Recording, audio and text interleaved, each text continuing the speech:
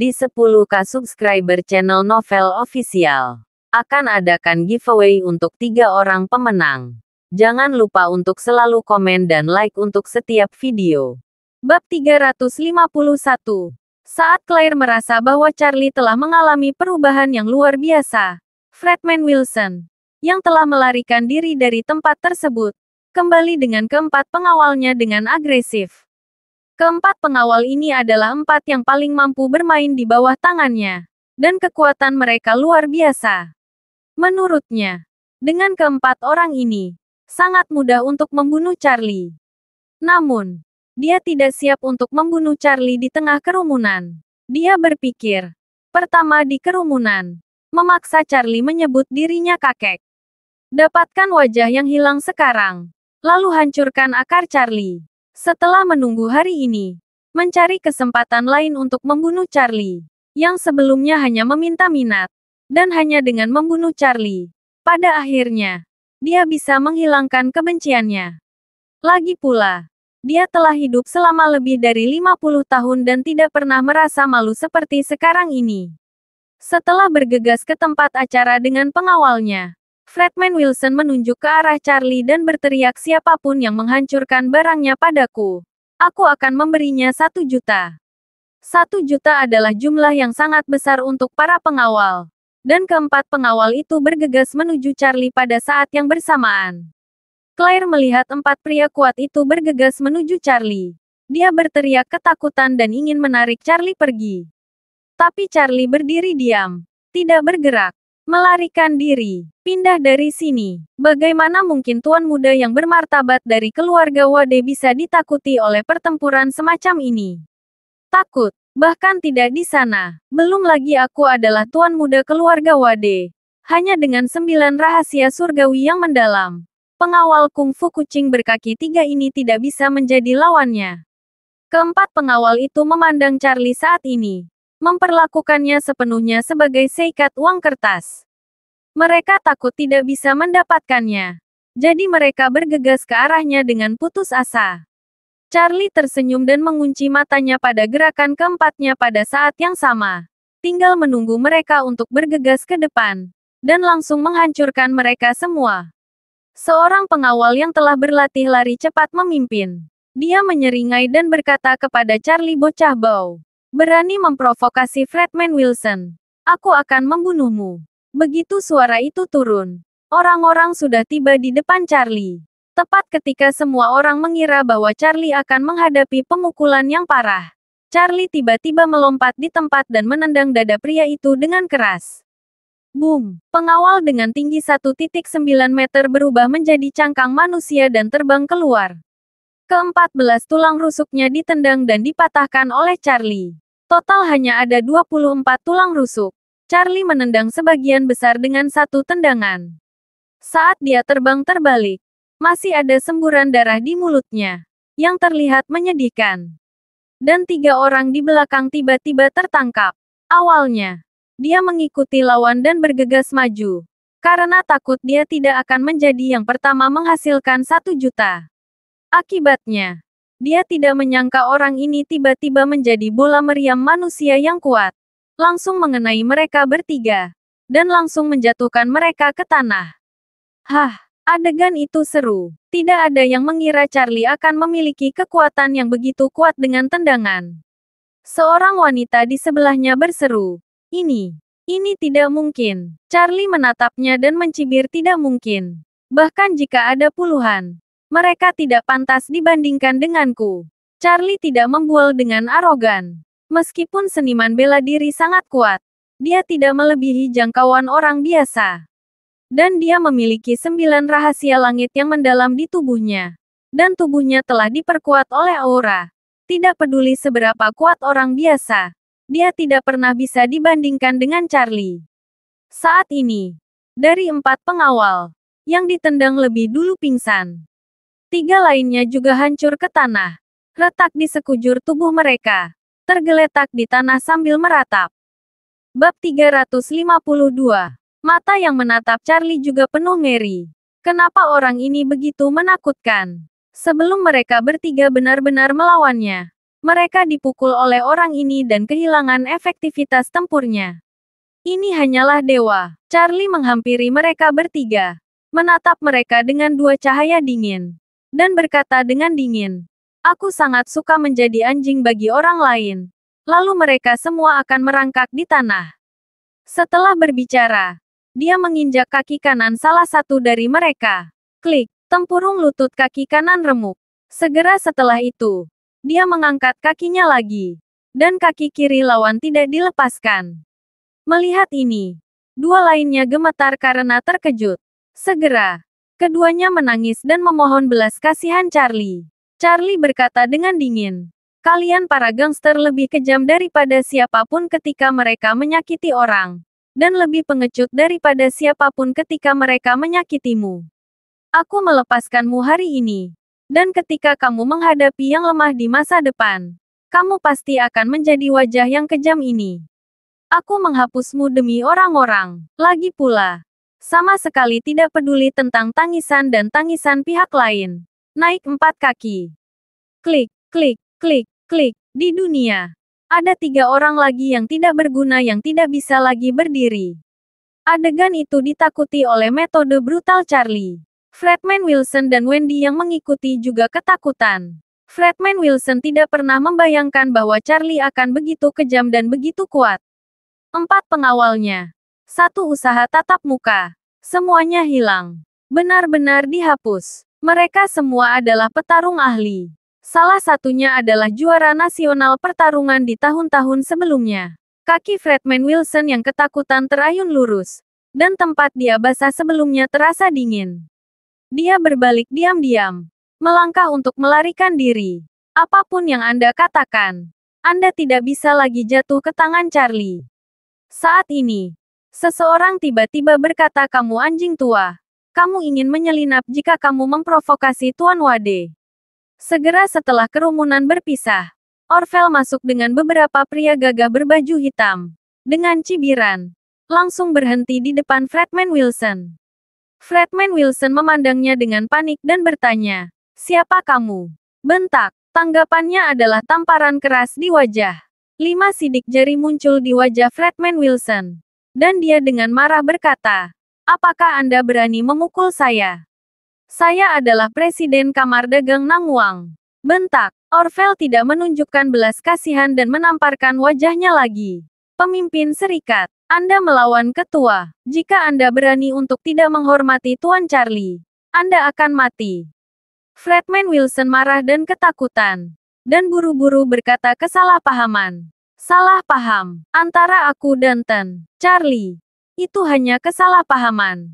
Aku pergi sekarang. Aku pergi sekarang." "Ingin pergi?" Orvel tersenyum jijik dan berkata, "Sudahkah Anda bertanya kepada Tuan Wade?" Fredman Wilson buru-buru menoleh, menatap Charlie, dan memohon dengan gemetar, "Charlie. Tuan Charlie. Itu adalah kesalahpahaman barusan. Keempat orang ini mengganggu Anda, dan saya tidak bisa menghentikan mereka. Mereka ada di sini sekarang, menghadapi akhir yang pantas mereka dapatkan. Tolong biarkan aku pergi." Charlie mengangguk dan tersenyum. "Oke. Aku bisa membiarkanmu pergi. Lagi pula, aku melepaskanmu sekarang." Setelah mengatakan itu, Charlie menatapnya dan berkata sambil bercanda, "Namun, apa yang harus kamu lakukan? Bukankah aku perlu mengajarimu lagi?"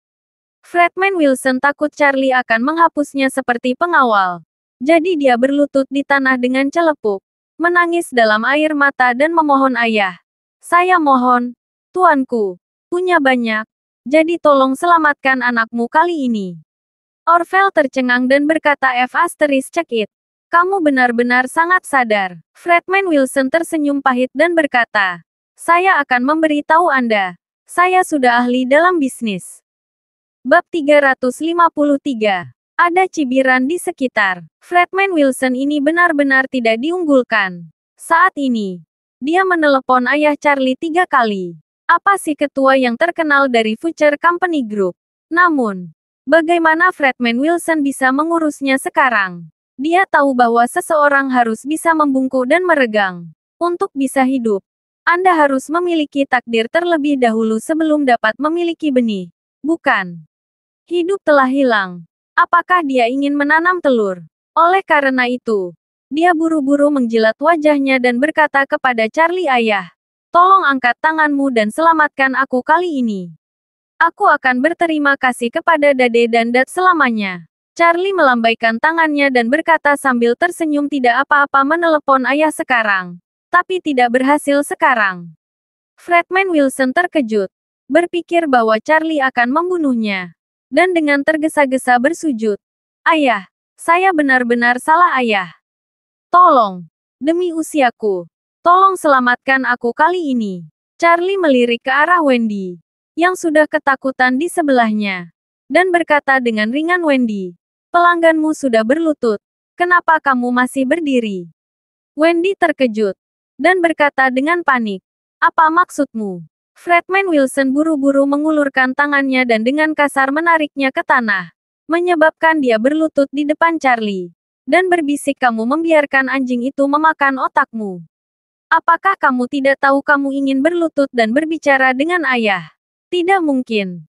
Keinginan Fredman Wilson untuk bertahan hidup pada saat ini terlalu kuat.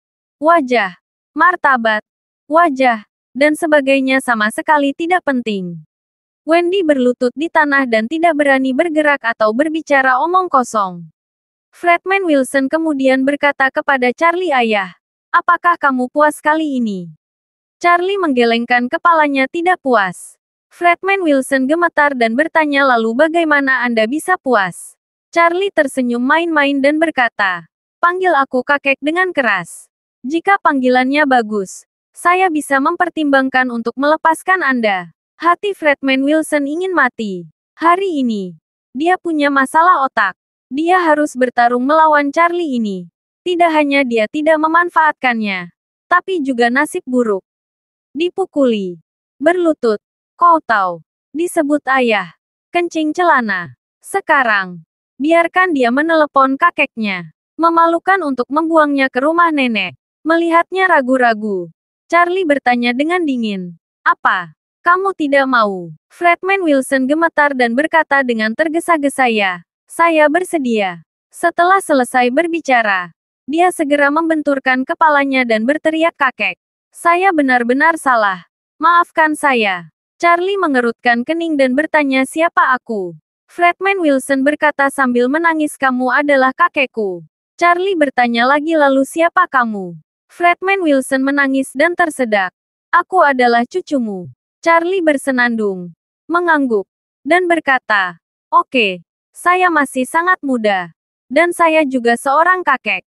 Jika ini masalahnya, maka aku akan mengampuni hidupmu." Fredman Wilson akhirnya menghela nafas lega, bersujud lagi, dan bangkit untuk pergi.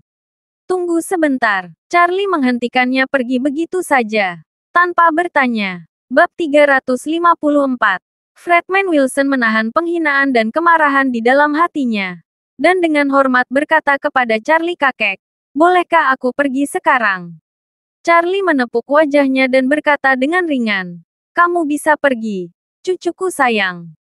Fredman Wilson menitikkan air mata penghinaan, lalu berbalik dan berjalan keluar dengan gemetar. Wendy tidak berani menunda dan langsung mengikuti. Ketika mereka berdua pergi, mereka takut Charlie akan menghentikan mereka, merepotkan mereka lagi. Tetapi Charlie tidak tertarik untuk berbicara dengan mereka. Darah kehidupan Fredman Wilson telah kehilangan kekuatannya. Dan selama sisa hidupnya, dia akan terjebak dalam rasa sakit yang luar biasa dan tidak dapat melepaskan dirinya. Setelah keduanya pergi, Orville buru-buru melangkah maju untuk memberi hormat pada Charlie dan berkata dengan hormat, "Wade, saya terlambat. Ini adalah kesalahan saya membiarkan Anda menyia-nyiakan lidah dan tangan Anda dengan sampah ini sendiri. Tolong hukum saya." Charlie melambaikan tangannya, tidak peduli tentang ini, tetapi bertanya, "Mengapa kamu di sini? Bukankah ini puncak industri konstruksi dan dekorasi? Apakah Anda masih dalam bisnis dekorasi?" "Iya." Orville tersenyum dan menjawab. "Sebagian besar pasir kuning semen yang digunakan di dekorasi Aurus Hill dikendalikan oleh saya. Ngomong-ngomong, saya juga perantara besar di industri dekorasi. Jadi mereka juga mengundang saya." Charlie tahu bahwa di industri dekorasi, ada banyak dealer, yang semuanya merupakan industri abu-abu. Orvel bercampur dengan masyarakat. Itu normal untuk melakukan beberapa industri abu-abu untuknya. Jadi dia mengangguk dan berkata, "Kamu, jangan melakukan apapun yang berbahaya bagi dunia dan jangan menindas orang biasa." Orvel buru-buru berkata, "Saya mengikuti ajaran Pak Charlie. Saya sudah mulai membersihkan. Bagaimana saya berani melakukan hal-hal berbahaya itu lagi?"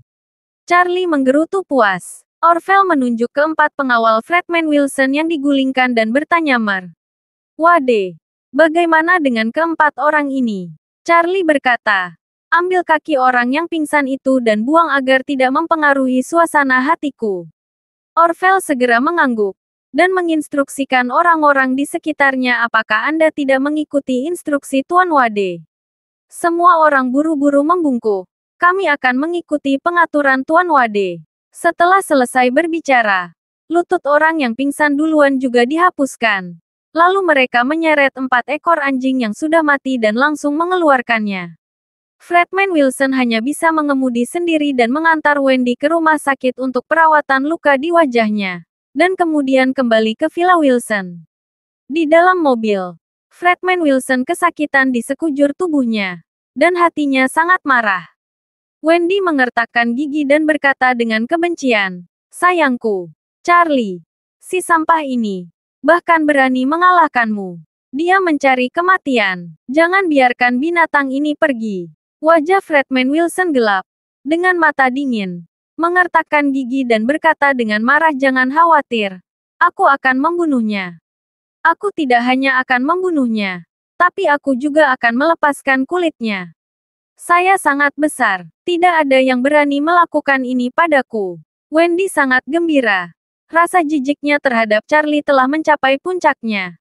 Dan sekarang Fredman Wilson memiliki niat membunuh padanya. Dan dia tidak akan hidup lama jika dia menginginkannya. Wendy berkata dengan dingin, "Sayangku, ketika kamu melakukannya, kamu harus ingat untuk membawaku. Saya akan menyiksanya dengan parah. Aku akan melihat sampah ini berlutut dan memohon belas kasihan dengan mataku sendiri." Fredman Wilson mengepalkan tinju ke belakang kursi, dan berkata dengan marah, "Saya pasti akan menggagalkan pemborosan ini." Bagus. Wendy tahu bahwa keluarga Fredman Wilson memiliki banyak pengaruh, dan akan sangat mudah untuk membunuh Charlie. Alasan mengapa dia menemui takdir ini hari ini terutama karena tenaga yang dia bawa tidak cukup. Jika dia membawa lusinan orang lain kali, apakah Charlie masih akan bertahan? Saat itu, Charlie niscaya akan mati. Memikirkan hal ini, dia sudah mengalami ledakan kegembiraan sebelum balas dendam. Dia tidak bisa menahan diri untuk tidak memandang Fredman Wilson, dan berkata dengan hati-hati, "Sayangku, Charlie ini akan dibunuh olehmu cepat atau lambat. Jadi kamu tidak perlu terlalu marah sekarang. Jangan sampai kamu melukai tubuhmu." Setelah berbicara, dia segera mengedipkan mata dan berkata dengan suara kaku, "Saat kita pulang, aku akan menjagamu." Bab 355. Fredman Wilson memang menahan api jahat, dan dia membutuhkan Wendy untuk membantu melampiaskannya. Jika tidak, dia harus menahan penyakitnya. Oleh karena itu, segera setelah kembali ke rumah Wilson, Fredman Wilson tidak sabar menunggu dan menarik Wendy untuk naik ke atas. Noah Wilson dan Horiah di ruang tamu tampak malu ketika melihat keduanya masuk dan langsung naik ke atas tanpa menyapa. Melihat keduanya bergegas ke atas, Nyonya Wilson tua terbatuk dan berkata, "Wendy bisa mengikuti ketua Wilson. Itu berkatnya. Kalian berdua tidak boleh memikirkannya." Noah Wilson mengangguk dengan canggung, dan berkata, "Bu, aku tidak memikirkannya. Tapi aku merasa sedikit canggung." Nyonya Wilson tua berkata dengan nada menghina, "Apa yang begitu canggung tentang ini? Bukankah cukup jika Anda punya uang 5 juta yang diberikan ketua Wilson kepada Wendy? Apakah sekarang ada di tangan Anda?" Noah Wilson mengangguk dan berkata, "Ya, Ibu, di tanganku." Nyonya Wilson yang tua berkata dengan sungguh-sungguh, "Jika Wendy dan Chairman Wilson memiliki hubungan yang lebih baik, apalagi 5 juta. Berapa yang dihitung sebagai 50 juta? Pada saat itu, apakah semua uang ini akan masuk ke saku Anda? Mendengar ini, Noah Wilson merasa jauh lebih baik. Alasan mengapa dia berjanji pada putrinya untuk bersama dengan Fredman Wilson hanyalah karena uang. Fredman Wilson menginvestasikan 10 juta di Wilson Group dan memberikan 5 juta lagi kepada Wendy. Ini masalah besar. Dan ini baru permulaan. Seiring waktu, dia pasti akan menginvestasikan lebih banyak uang di grup. Memikirkan hal ini, Fredman Wilson langsung menghilang dari rasa malu sebelumnya dan membawa istrinya Horia kembali ke kamarnya di lantai pertama. Begitu masuk ke rumah, dia berkata dengan cemas, "Istri saya, lantai datar yang kita lihat di Thomson terakhir kali. Uang muka 5 atau 6 juta. Dan kita juga bisa membayar pembayaran pertama. Tapi hiasan di dalamnya. Saya tidak bisa mengatasinya. Tapi sekarang Fredman Wilson telah memberi Wendy 5 juta. Kami menambahkan uang dan tidak ada tekanan untuk membeli flat besar." Horia sangat gembira pada awalnya dan segera berkata dengan ekspresi muram, "Saya tidak ingin tinggal di lantai kelas 1 Thomson. Keluarga Jacob dan Rubish Charlie tinggal di area villa di dalam. Saya akan tinggal di luar mereka.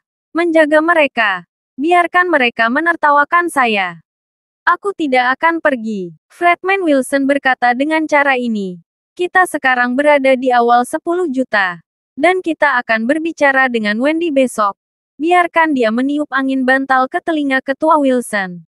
Dan lihat apakah kita dapat membiarkan Ketua Wilson mensponsori jutaan kita lebih pada saat itu. Kami akan membeli villa dengan uang muka." Meskipun harga villa Thomson ratusan juta di setiap kesempatan, harga villa lain di Aurus Hill tidak terlalu tinggi.